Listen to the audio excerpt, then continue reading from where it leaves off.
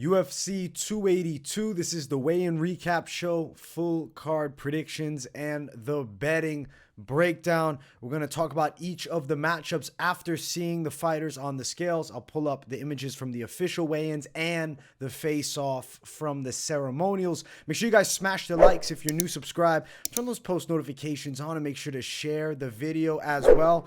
I'm hype as hell for this card, so let's get into the first fight of the night. It is Saaiman and Steven Koslow. I've been leaning dog city on Steven Koslow, and the line has just gotten wider and wider for Saaiman.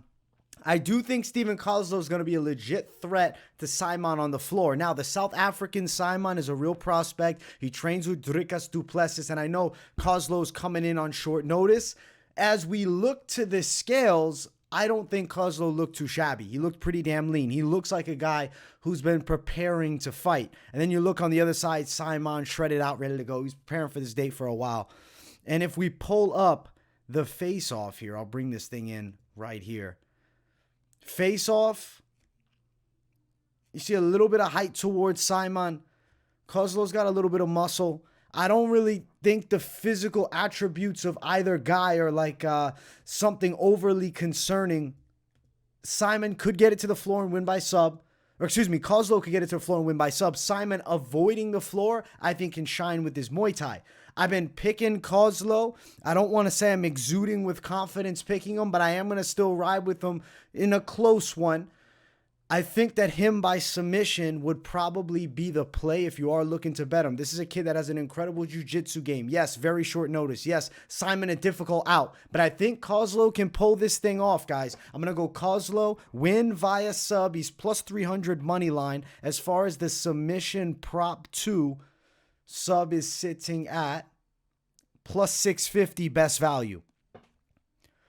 I think the sub could be something to sprinkle. Money line attack on Koslow is there, but ultimately I can understand concern. He's taken the fight on pretty short notice against a tough prospect, but I think if anybody's ready for it, it's someone who has a ton of amateur experience and is on the come up through the regional scene. So I'm going to ride with Koslow to upset Saaiman here, and what should be a damn interesting matchup to start us off with the first fight of the night. Let's keep on running. Next matchup is Erik Silva and TJ Brown. I've been riding with the Erik Silva side all week. Let's fly through this. This is a canceled fight between Salvador and Da Silva. Da Silva missing weight, coming in super unprofessional.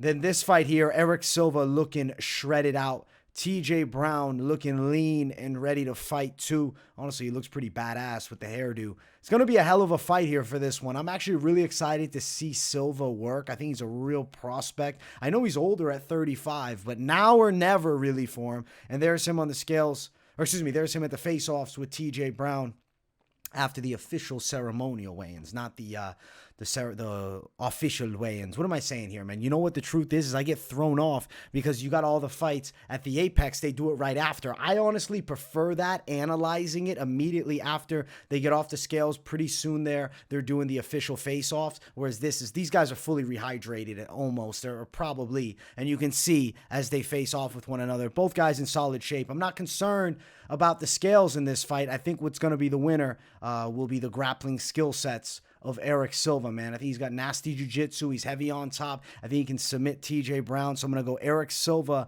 via submission. It's plus 100 for Silva, plus 100 for Brown.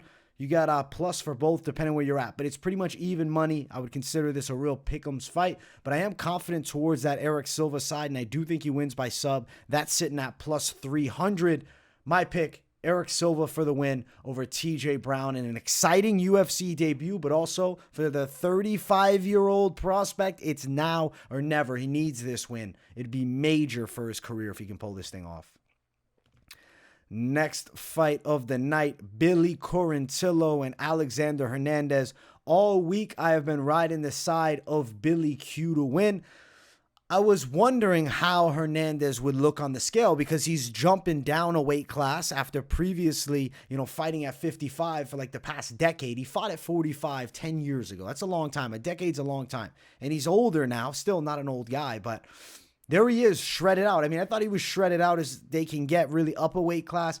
He looks shredded here. He does look a little thinner around the shoulders and traps, so maybe a bit of muscle loss. We'll see at that face-off if things change. And then there is Billy Q looking lean and ready to rock, and I will pull up the face-off between these two savages. Let's get this thing right here. Hernandez and Billy Q facing off. You can see Billy Q's a little bit taller. I will say Hernandez looks a little bit more muscular. He kind of looks similar, though, to what he looks like at 55. This is an interesting fight, man. He didn't look awful in the scales, but you can tell it was a cut, a real cut. I'm going to still ride with Billy Q.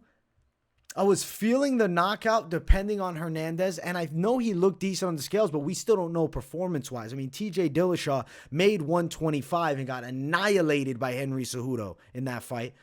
I'm going to pick Quarantillo. I'm going to lean it maybe club and sub. Could potentially even get a knockout. I wonder how Hernandez's chin will be at this new weight class, right? Down, I mean, I guess it's not brand new, but damn, brand new in this decade. It's been a long time. Billy Q to win. I think moneyline Billy Q would be better. Odds not crazy. It's minus 165. Hernandez at plus 155. As far as prop betting in this matchup, what's Quarantillo inside distance? Plus 180. And then Quarantillo sub plus 850. That's wide as hell. And knockout is plus 320. I mean, value, I'd say you jump on the sub line, but I think money line it. You're playing in risky territory with the props. I don't know why. I am thinking it probably goes under plus 110, though. But it's not like either guy hasn't gone distance on a common, basis. Yeah, money line. Billy Q. I say he gets it done. Good fight, though. I think they're going to throw down. Next fight on the card, it is the Action Man Chris Curtis and Joaquin Buckley. I've been picking Chris Curtis all week. I think his tight boxing is going to be a big difference maker against a real explosive striker in Joaquin Buckley. As far as the scales, there is Buckley. He's shooting the crowd there. And there's Chris Curtis. As far as the face-off, though, those guys got intense. More on one side, really. Buckley came with the intensity to this damn face-off and right away rushed right in on Chris Curtis. You can see it here. They had to separate him. Curtis was calm and relaxed, but Buckley was intense as it gets, and he rushed him right away. Both guys look good shape, right? Similar stature. I'm going to go Chris Curtis, and I think he can find the chin. Buckley does seem a bit more emotional. Curtis, cool as a cucumber, but with Buckley being crazy and emotional, could it get him hurt with something big? He's the favorite, too, which is interesting. Minus 165. Chris Curtis, plus 155. I don't know, man. The experience of Chris Curtis, to me, is a big factor. I feel like his fight IQ is a little bit better, too. And I think he's going to be able to find money shots on Buckley. I'm going to go Curtis by KO in this fight. Curtis by knockout is plus 305. Money line is not bad, though, at plus 155. Best value. I think you could just attack the money line. But I like Buckley either way to get his hand raised. And Chris Curtis to get his hand raised. Did I say Buckley to get his hand raised? That's dangerous, man. That's a dangerous word stumble that gets me concerned. Guys, Chris Curtis is the pick. He's an underdog. I like him to win a lot here, and I am thinking he gets it done by knockout over an always game Joaquin Buckley. And what I do think is one of the best fights on the card. I think it's going to be a scrap. This whole card's got a ton of scraps, though, and I'm so excited. Next one, Edmen Shahbazyan and Lungiambula. I have been on the side of Edmen Shahbazyan all week long. I've been thinking that he's probably going to get it done by knockout. The scale, I'm expecting Lungiambula to look like a freak, and obviously he did. There's Lungiambula. I guess he doesn't look super freaky in that pick, but at the ceremonials he did.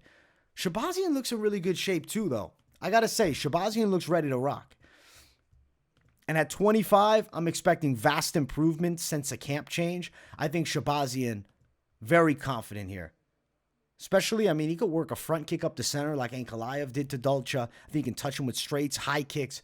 Shahbazyan's a problem. You see, Lungiambula is jacked. A lot of respect, but intense respect between these two. And I think Shahbazyan is going to win this bout, guys. I'm really excited to see him here. And I think this could be like the comeback to where we build the hype on Shahbazyan once again. Because I remember when he knocked out Brad Tavares, I'm like, damn, Adesanya couldn't do that. This guy's a real problem. This is a kid to watch. And then he drops 3 straight. Now you give him Lungiambula, who in my opinion is a lot farther back as far as middleweights go. Shahbazyan's not super far removed from rankings. I think he wins here impressively. I'm calling knockout. And he's getting a little momentum back in his favor. And I think best decision of his life was switching teams, no longer training with Edmen Tversdien, Ronda Rousey's old coach. Now, Extreme Couture, they'll take care of him. Shahbazyan, minus 305. He's a big favorite. Dolce, plus 255. Let's see here. I think under 2.5, minus 150. Best value. I like that under 2.5. Shahbazyan to win by KO at plus 145. I'm feeling good about Edmen Shahbazyan this week, guys. Really good. Shahbazyan for the win, impressively. Let's keep running up the card. Next matchup, we got big dudes going at it here. Jairzinho Rozenstruik and Chris Daukaus. I've been picking the Rozenstruik all week. The scales are not going to change anything here. I'll tell you guys that right out the gate. Weights, though, I will bring them up. 242 for Daukaus, 261 for Rozenstruik. So 19-pound advantage. Jairzinho, the more real deal heavyweight size, whereas Daukaus a little pudgy. There's Daukaus. There's Rozenstruik, thick as they come. He's thick boy Rozenstruik. We'll pull up the face-off here. Let's get the face-off up. Here we go. Here is the face-off. Boom. There it is. They're not super close to one another. Kind of what I expected from these guys as far as the face-off. I think the fight will be heat, but there's no pre-fight animosity of any kind. Rozenstruik is naturally a bit thicker. He also hits a lot harder. Daukaus has also been slept a few times recently. I guess 2 times as of recent. A couple times would be the better word to use. I think he's going to get slept here too. I'm going Rozenstruik by knockout over Chris Daukaus. I just don't see Daukaus out wrestling him and controlling him on the floor. I see them standing up and striking, and I feel like Rozenstruik is going to clean clock Chris Daukaus and flatline him here. Rozenstruik, minus 165. Daukaus, plus 165. The pick is Rozenstruik, baby. Jairzinho, biggie boy, minus 115 for the knockout prop. I like the under 1.5 maybe, minus 160. But I think you just money line Rozenstruik in this one. I don't think the minus 115 is worth it for the prop bet for knockout. I think we go Rozenstruik, money line attack, and I think he's going to beat Chris Daukaus in what should be an exciting heavyweight fight where one punch, I think, determines everything, and it's the punch of Rozenstruik. Let's jump to the featured prelim of the night. Perrin and Raul Rosas Jr. I'll tell you something, man. Rosas Jr., every interview I see with the kid, he's growing on me more. I like him. 18 years of age, a ton of potential, high-level grappling skills. I hear good things about him, too. Just through the grapevine of like hearing people that have worked with him saying this kid's legit. He's 18. It's a little concerning. Perrin's 10-6. We kind of know the level we're going to get with him. He's a tough out. But I don't think Rosas loses this UFC debut. I think he's going to win this fight. Dominant fashion. I'm going to say decision. Official pick. I've been on him all week. There is Perrin on the scales. Kind of looks like a miniature Robert Whittaker. And then there's Raul Rosas Jr., who looks lean and ready to rock. There was a little back and forth banter. Perrin was starting that shit talk at the face-offs. He was in his face talking crap, which was interesting to see. I guess he was trying to play with the 18-year-old. I think he's trying to use some mind tricks. But Rosas, he's not any bit intimidated, man. He claims he's not really even nervous for the fight. There's the face-off there, nose to nose. A little shit talk adds more hype to this fight. This is a great featured prelim. At 18 years of age, the sky's the limit for Rosas, and I think he beats a Perrin by a decision here. I like Rosas for the W. As far as the odds for the fight, minus 230. So Rosas is over 2-1. Perrin at plus 210. Rosas, I'm going to say decision. It's plus 215. I wouldn't touch that, though. Over 2.5, minus 130. I think Rosas money line. Rosas parlay piece, even if you wanted, but maybe don't bank everything on Rosas winning. Have something without him because he is 18, but he should beat Perrin here. We're riding with Raul Rosas to win the fight. UFC debut in 18 years of age too. Let's jump to the main card. If you guys haven't, make sure you smash the hell out of that like button, and if you're new, subscribe to the channel. It is Bryce Mitchell and Ilia Topuria to get things started on the main card. Is a fantastic opener. I'm picking Ilia Topuria to win. But I will tell you guys, I don't love the fact that he's like hyper-focused on talking shit to Paddy Pimblett. And he's even a little arrogant towards Bryce Mitchell. Seems a bit emotional towards Paddy. Seems a bit, I guess the word overlooking Bryce Mitchell could be used. Now, he seems like this monster prospect. He's got incredible power. It's crazy that he's 25. He looks like he could be 33. Really good grappling. I know Bryce Mitchell's a nasty grappler too. And I mean, you can never count this dude out. Topuria, I do think gets his hand raised, but this is no easy fight. Let's pull up the scales here. There's Topuria lean, ready to rock here and hyper confident. Bryce Mitchell been intense. Bro, he looks like a skinny country boy, but he can kick some ass. He doesn't have the physique. He doesn't need it. He can fight. I think Topuria, though, will have some fucking explosive advantage, especially in the stand-up. There's a close face-off. Topuria was trash-talking him a bit. Bryce, stone cold. In striking, it's all Topuria to me. On the ground, I do think Topuria can have success as well, but Bryce Mitchell's a monster on the floor. He's like the redneck Khabib. I'm going to still ride with the Topuria pick. I'm going to call it decision. It's going to be one hell of a fight, man. I don't want to fully ever count out Thug Nasty, especially both guys super young in their primes, undefeated in their pro careers. I know Bryce Mitchell does technically have a loss on The Ultimate Fighter, but undefeated as far as the record states. I'm picking Topuria to break the undefeated streak for Bryce. And O's got to go. And I do think it's Bryce Mitchell's on the cards with Topuria getting his hand raised. He's minus 135. Bryce Mitchell plus 130. This is a true test for both men, especially stylistically looking at this matchup. Both guys shine on the floor. Topuria just shines a lot more with his boxing. He's heavy-handed. Rips the body, rips the head, and he's damn explosive. As far as Topuria by decision, I don't love the prop, but it is plus 325. Topuria knockout at plus 315. You can't say Thug Nasty's getting slept, man. I think you'd money line Topuria if you're looking to throw down on this one. I do think it goes over 1.5, which is minus 210. But Topuria, the pick to get the win here. And I think bet-wise, money line. Topuria is a real dangerous prospect, and Bryce Mitchell on the other side, real dangerous prospect. The UFC is putting them against one another. Somebody's getting burned on their road to the top, and I'm excited to find out who it is. I'm picking Topuria to burn Bryce Mitchell this weekend, though. Next fight on the card, Darren Till and Dricus du Plessis. Yeah, I think this is going to be an incredible fight. I've been picking Darren Till throughout the week with, a concern of how he'd look on the scale. Dricus is shredded, jacked, and ready to go as expected. Darren Till, though, he looks in very good shape. He's pretty lean. Some visible ab definition there for a guy that just has never been known for being very physically imposing, especially at 185. Doesn't look soft, though. And I feel like he looks soft against Derek Brunson. He doesn't have that softness here. Now, as far as the face-offs, it really wasn't a face-off. It was awkward a little bit. Darren Till looked away, had that, gang beanie or gang bandana around his face, some face covering. He's got a little mask on. Du Plessis just confidently and, powerfully staring him down. Till looked away at the end. He kind of played around and looked at Du Plessis. You're not going to get a ton out of this face-off. I'm going to pick Darren Till to win, but I am a bit concerned. Du Plessis looks extremely confident and intense.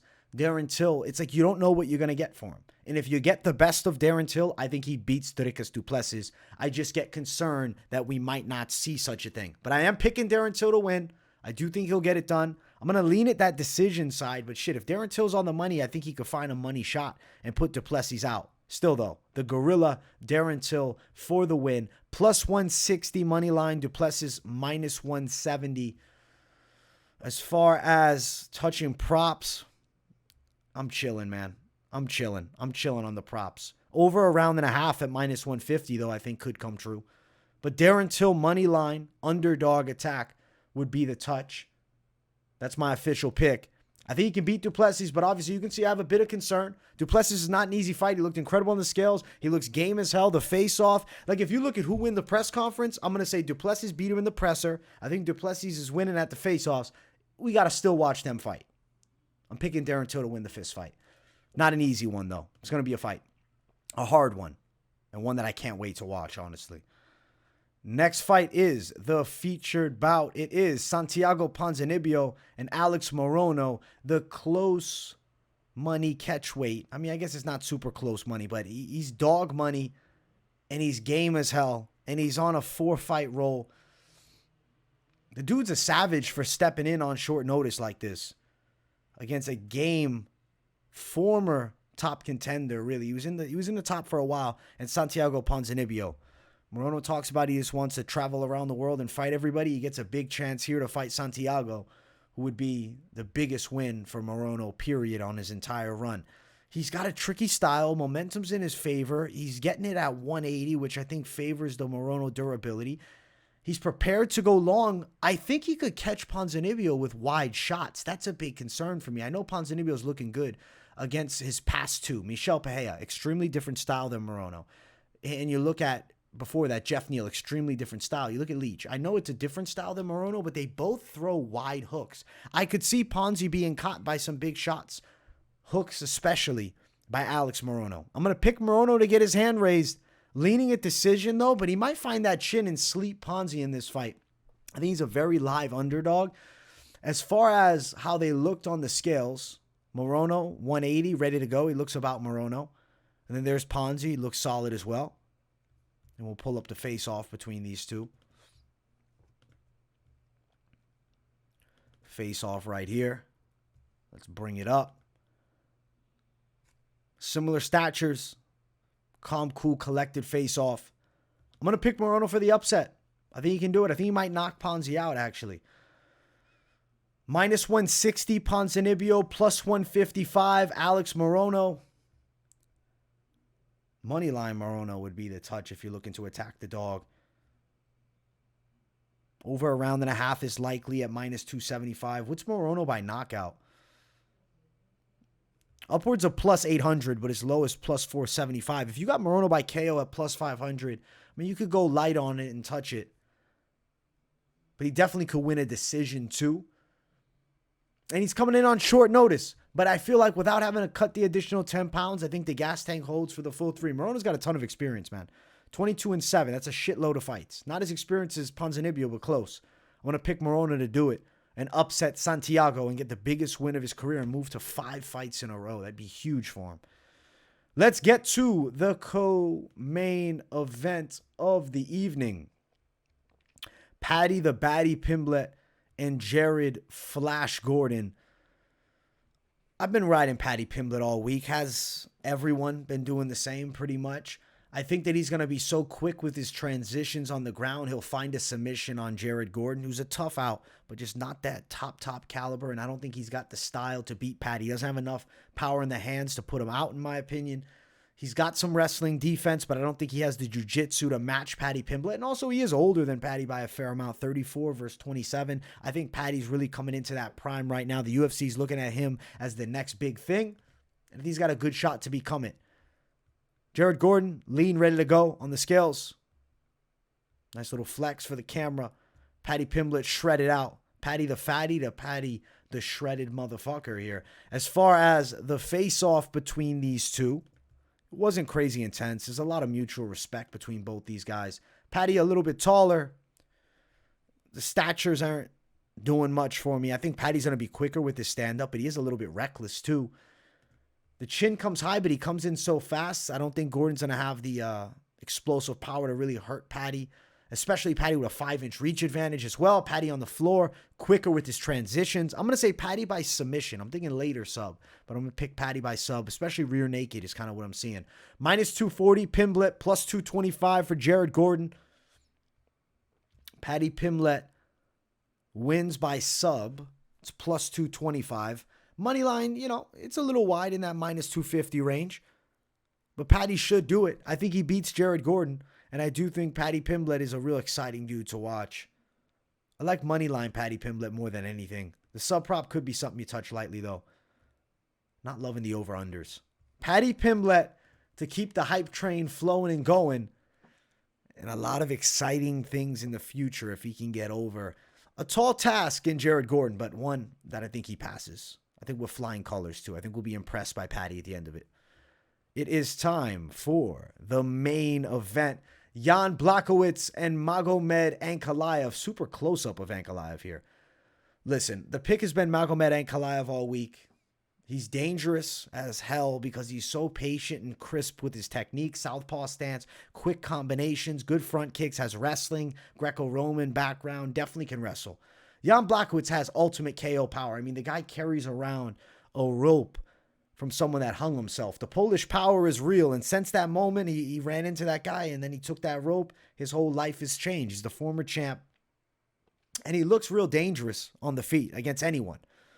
But I think now is the time for Magomed Ankalaev. So the pick is confident towards Magomed. I think Dagestan's got another champion on the way, and this time we got a light heavyweight in the UFC. And I really think he can do everything so well. Yeah, I like Magomed Ankalaev to do it, guys. The scales are not going to change anything. There's Magomed. Looks lean and ready to rock. Jan Blachowicz looks great as well. It's going to be a great fight. I think Ankalaev, I'm going to lean it decision.